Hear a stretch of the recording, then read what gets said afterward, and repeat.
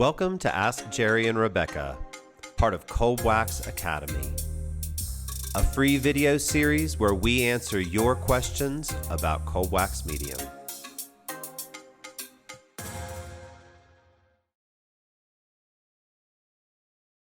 Hi, welcome to this episode of Ask Jerry and Rebecca, now part of Cold Wax Academy. Today's question is a very important one, but I'll be honest, it's a hard question to answer. It's a practical question and a conceptual question. And it comes to us from Janet Mizenier. And I know Janet from New Zealand, so I'm just going to give her a little shout out from the other side of the world. And I'm going to paraphrase that question because I think it's important to all of us. And certainly as I look through work on Facebook and Pinterest, this issue comes up. And the question is, how do I keep my work from looking like other people's work? So already you can tell that this is an important question, and I'm sure you already realize that it's going to be hard for me to answer, but I want to try.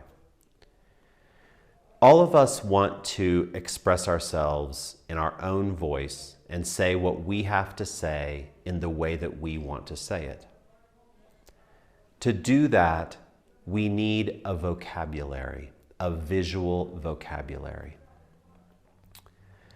Part of that visual vocabulary may include vocabulary from other artists, but that vocabulary should have your own spin on it.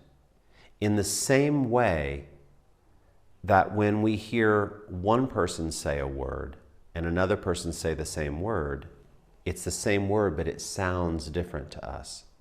We may see elements of the same visual vocabulary in two paintings, but they feel different because they're made by different artists. We partly learn a visual vocabulary as artists, but we also discover our visual vocabulary as artists. It's a lifelong journey. I understand when people spend a lot of time looking at other people's work, but I think that can be detrimental. That vocabulary can get embedded in your subconscious. And if you don't already have a very strong vocabulary of your own, that vocabulary can work its way into your paintings too prominently. And your paintings can feel derivative rather than original. I think that all of us have had this happen at some point in our art careers. We are looking at a person's work a lot, or we're studying with that person, or we're studying their work, and suddenly we find elements of their work creeping into ours. And I don't think inherently there's anything wrong with that. We're developing and growing our own vocabulary. But we have to be very mindful of making that vocabulary our own. And I feel very strongly that a big part of that is about going into your studio and discovering your own vocabulary by painting a lot.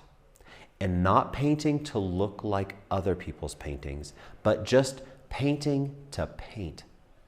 And then seeing what you get and stepping back and pulling from it those things that are beautiful, valuable, and powerful, and letting go of those things that are not. When you really spend time looking at your work, you are learning your own vocabulary. It's like practicing a vocabulary list in a language. If you are concerned that your work looks like someone else's, I would encourage you to ask somebody that you trust if they agree with you.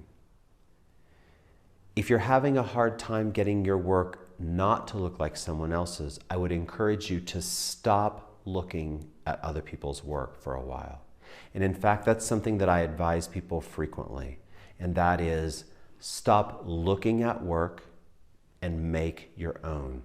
Stop searching for inspiration and do the work.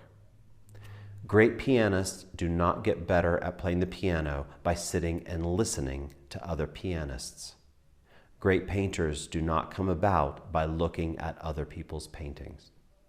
We all have to do the work.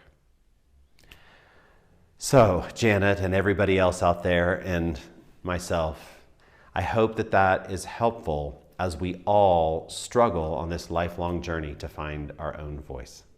Thanks. I'll see you next time.